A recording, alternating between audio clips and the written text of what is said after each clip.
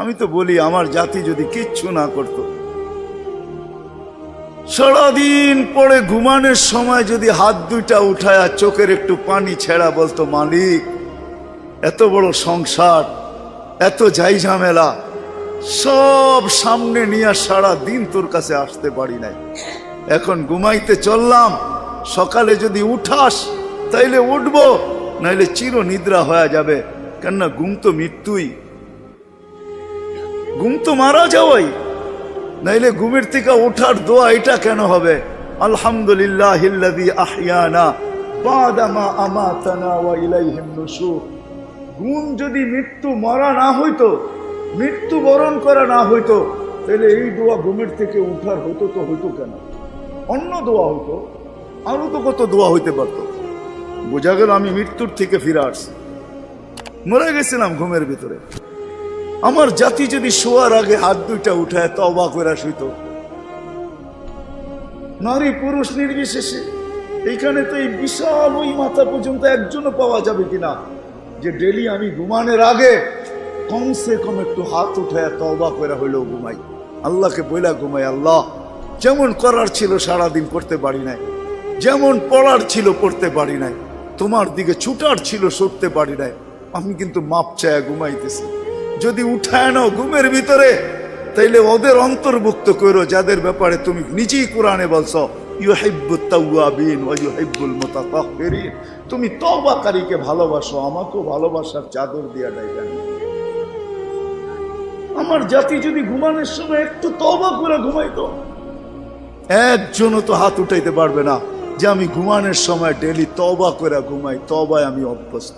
যুবক আসো, ভাবো, সবার পায়ে হাত রাখা বলতেছি, যে যে স্থানে আছি, যার যতটুকু পজিশন দুনিয়াতে, রিক্সা চালাও, তুমিও ভাবো যে এই ছোট জীবনটা কেন দিলেন? বাবা উচিত কেন দিলেন? ওই জান্নাত পাওয়ার জন্য দিলেন। বলে আপনি কি করে বলেন? এই জন্যই বলি, কেন আমাদের যাত্রা জান্নাত থেকে, আমরা জান্নাতে যাব। আদম আলাইহিস সালাম জান্নাত থেকে যাত্রা শুরু করছেন, আবার উনি ফিরা জান্নাতেই যাবেন। আমাদেরকে যদি আল্লাহ জান্নাত না দিবে, তাহলে মুসলমানের ঘরে আমার অস্তিত্ব দিল তো দিল কেন? আমি তো ডিমান্ড নোটও ভরি নাই, আমি তো আল্লাহর কাছে চাইও নাই, আমি তো আল্লাহর কাছে অনুরোধও করি নাই। আল্লাহ সদ ইচ্ছা আমাকে মুসলমানের ঘরে পাঠাইছেন। দুনিয়াতে পা রাখতে দেরি, আজান একামতের ধ্বনি আমার কানে আসতে দেরি হয় নাই। কিন্তু সব সত্য, কিন্তু এটাও সত্য আমি সবকিছু পাওয়ার পরে হারায় গেলাম, আল্লাহকে ভুলা গেলাম। এই জন্যই কোরআন আমাদের কানে ধ্বনি দেয়, কুতিলাল ইনসানু মা আকফারা। ও মানুষ, তুই অকৃতজ্ঞ হইলি তো হইলি কি করে? উচিত তো ছিল ফল আসলে গাছ আরো ঝুঁকবে, ফল আসলে আরো ঝুঁকবে।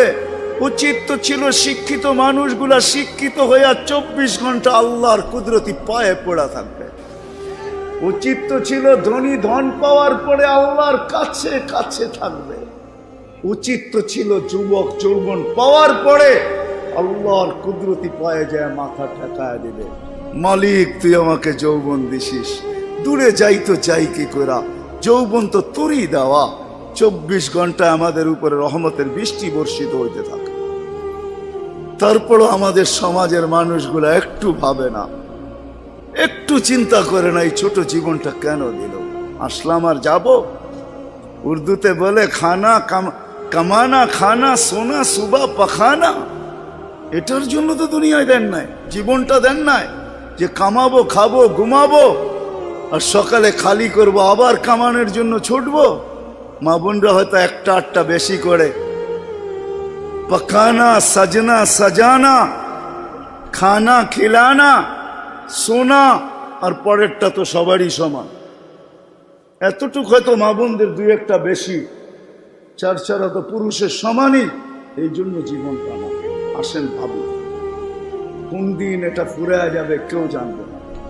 মৌত কারো কাছে মিস কল দিয়ে আসে না। দুনিয়ার কোনো ব্যক্তিত্ব নাই, একজন ব্যক্তিত্ব ছিলেন, মৃত্যু যার কাছে বইলা আসতে হয়েছে। আল্লাহ নিজে বলছেন মালাকুল মৌতকে, বন্ধুর কাছে যাবে, অনুমতি দিলে ঢুকবে, নাইলে ঢুকবে না। অনুমতি নিয়ে বুকে হাত রাখবে, নাইলে রাখবে না। আমার বন্ধুর অনুমতি ছাড়া হাত রাখবে না বুকে। একজনই দুনিয়াতে ব্যক্তিত্ব ছিল যার কাছে অনুমতি নিয়ে আসছে, কারো কাছে আজ পর্যন্ত অনুমতি নিয়ে আসে না, আর আসবেও না। সত্য এটাই। এই জন্য আসেন, ওই জান্নাত, এটাই আমাদের ছোট জীবনটার উদ্দেশ্য। এই জন্যই আল্লাহ ডেলি ডাকে, 5 বেলা ডাকে, গ্যারান্টি দিয়া ডাকে, সিল লাগায় ডাকে। ইদা সালুহা সালুহা সাইরুল আমাল। 5 ওয়াক্ত নামাজ যদি এই উম্মত কমপ্লিট করে দেখাইতে পারে, তো আল্লাহ আমাদের নবীজির সাথে ওয়াদা করছেন, আমিও আপনার উম্মতের জীবনকে কমপ্লিট বলে লেখা দিব। কোনো বিষয়ে হাতই লাগাবো না, চোখই বুলাবো না, নামাজ ঠিক তো ঠিক।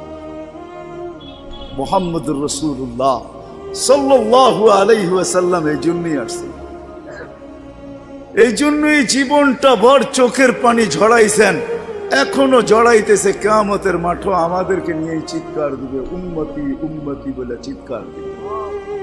আসছিল যুবক, যৌবন অবস্থায় তোমাকে জান্নাত পাওয়ায় দেওয়ার জন্য, নাইলে যে হাদিস শুনাইছি এটা কোনোদিন হইতো না, কোনোদিন হইতো না।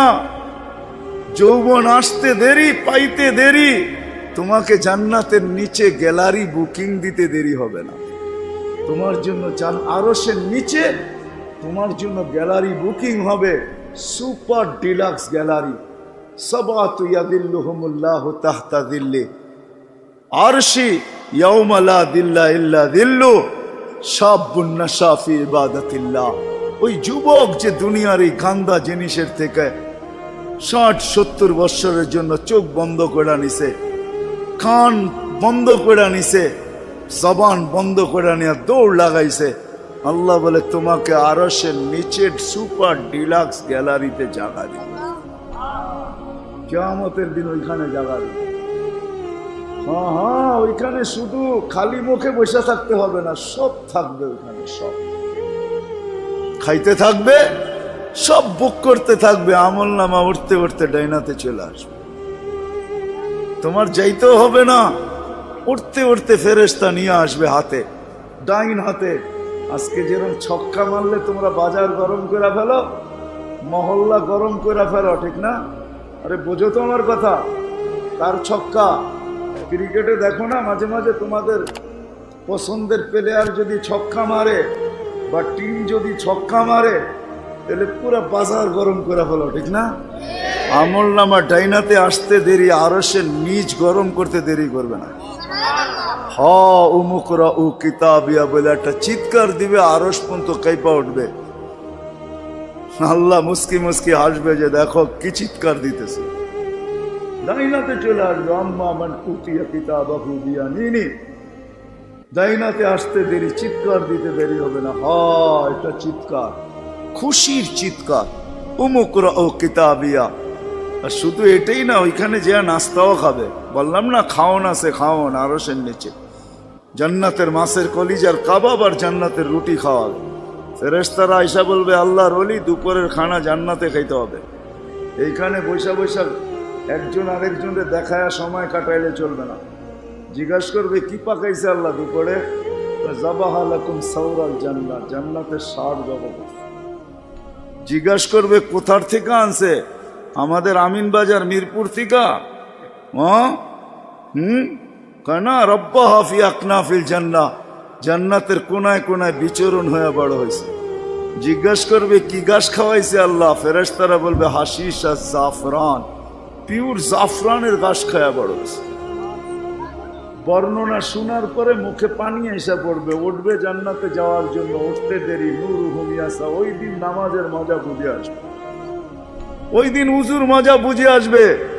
যেইখানে উজুর ব্যবহার হয়েছে ওইখান থেকে নূর ফুটা বাহির হবে, যেই জায়গা নামাজে ব্যবহার হয়েছে ওখান থেকে নূর ফুটা বাহির হবে। দোজখের পাশে যাবে, দুনিয়ায় কি রংবাজ। দোজখ যখন জিজ্ঞাসা করবে তোমরা কারা, তো সব রং বুড়াও রংবাজ হয়ে যাবে। রংবাজ বোঝেন তো? দোজখের পরিচয় দিবে, চিনো না বুঝি আমার ঘরে? হ্যাঁ চিনো না? নিজেকে পরিচয় দিবে ঘন্টা ভর, তারপরে দোজখ বলবে মাপ চাই বাবা, জিজ্ঞাসা করেও বিপদে পড়ছে।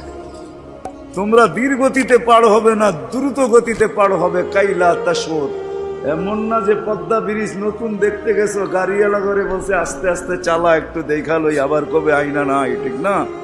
ওটার ভিতরে লেখা আছে কিন্তু কত মাইল স্পিরিটে চালাইতে হবে, এর চেয়ে কম দাঁড়াইলে খবর আছে, সিসি ক্যামেরা লাগাইয়া দিছে। কিন্তু দুযোগও বলবে দীর্ঘতিতে যেও না, আগুন নিভা যাবে, তোমরা এরম দত্তিতে পার হবে যে খবরই না হয়, উঠবে আর ওই পারে যে ঠক করে লেগে যাবে। আর ফেরেশতারা প্রটোকল দেওয়ার জন্য দাঁড়ায় থাকবে। ওয়াসিকাল্লাযীনা তাকাউ রাব্বাহুম ইলাল জান্নাতি সুমারা হাত্তা ইযা জাউহা ফুতিহাত আবওয়াবুহা ওয়া ক্বালা লাহুম খাজানাতুহা সালাম। ফেরেশতারা প্রটোকল দিবে, বলবে চিরদিনের লেগে ঢোকো জান্নাতে। আমাদের নবীজি এটাও জানায় দিয়েছেন এই উম্মতকে, শুধু আমাদের নবীজি আর এই উম্মতকে, যুবক তোমাদের জান্ডা কিন্তু হাসান হুসাইনের হাতে থাকবে, মজা অন্যরকম হবে। মা বোনদের জান্ডা ফাতেমা রাদিয়াল্লাহু তাআলা আনহার হাতে থাকবে। আমাদের বয়স্কদের জান্ডা আবু বকর আর ওমর রাদিয়াল্লাহু তাআলা আনহুমার হাতে থাকবে। আল্লাহর নবীজি আগে আগে থাকবে। ওয়াস্তাকবিলুনি উম্মতি রব্বি, আল্লাহ জান্নাতের গেটে আমাদেরকে স্বাগত জানাবে। কেমন হবে? সর্বশেষ যে জান্নাতে যাবে, সর্বশেষ, শেষ পড়ার কেউ যাবে না।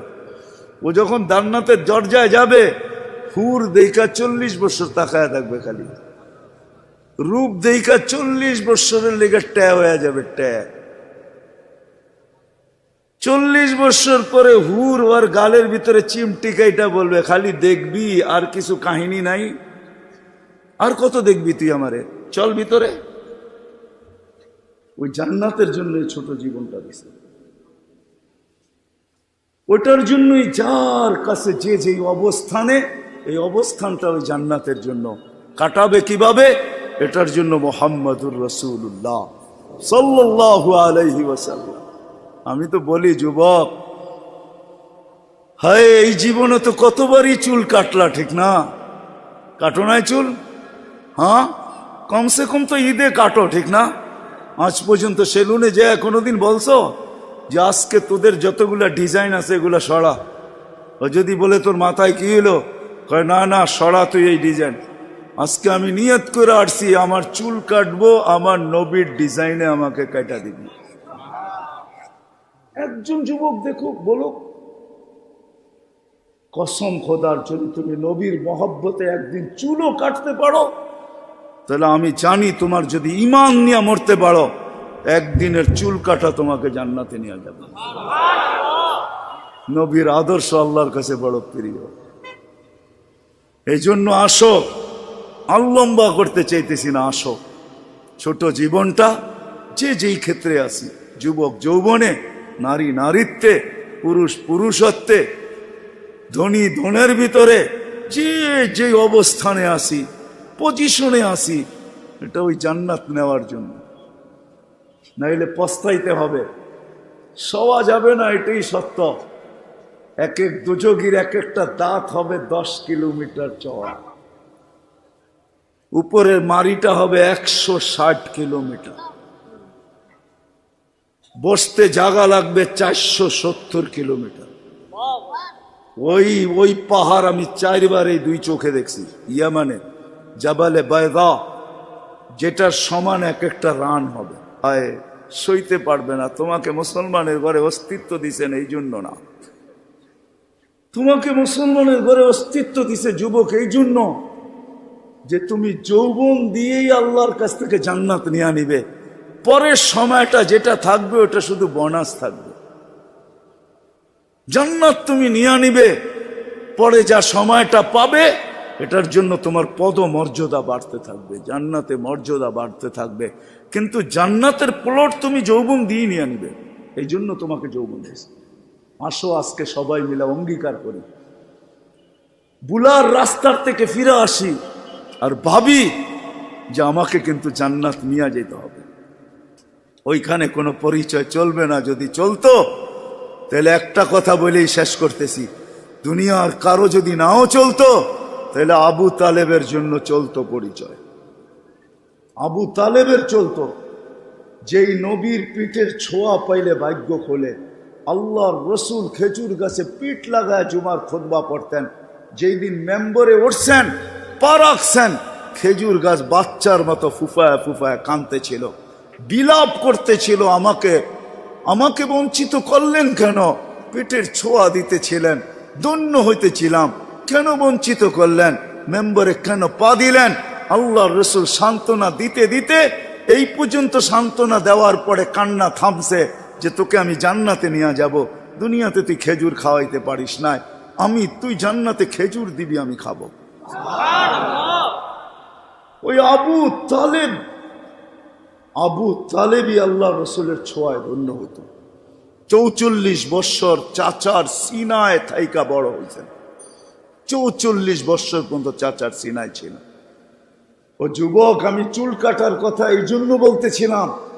আনাস ইবনে মালিক রাদিয়াল্লাহু তাআলা আনহু বলেন, আল্লাহর রসুল আমার ঘরে আসছে, আমি দস্তরখান বিছায়া দিছি, খাইছেন, দস্তরখান দিয়ে হাত মুছছেন। ওই দিন থেকে নিয়ে আজ পর্যন্ত যতদিন বেঁচে থাকবো দস্তরখানকে পানি আর সাবান দিয়ে আমি পরিষ্কার করি না, আর করবো না। যখনই ময়লা হয় আমি আগুনে নিক্ষেপ করি, আগুন ময়লা খায়া ছাই করে ফেলে, আমাকে চকচকে দস্তরখান ফেরত দেয়। একটা সুতাও জ্বালানোর ক্ষমতা রাখে না। যেই রসুলের হাতের ছোঁয়া পাইলে দুনিয়ার আগুন, দুনিয়ার সুতা পড়তে পারে না। তুমি যদি ওই রসুলের স্টাইলে চুল কাটো তো দুজক তোমাকে ধরবে, তো ধরবে করতে না। আমার কাছে লজিক আছে, যুক্তি আছে। আসো, কোনো পরিচয় চলবে না, চলবে শুধু মুহাম্মদুর রাসূলুল্লাহ, তার আদর্শ চলবে। এই জন্য আসেন, ওয়াদা করি আজকের থেকে যে আমি আমার জীবনটাকে আল্লাহর রসুলের আদর্শে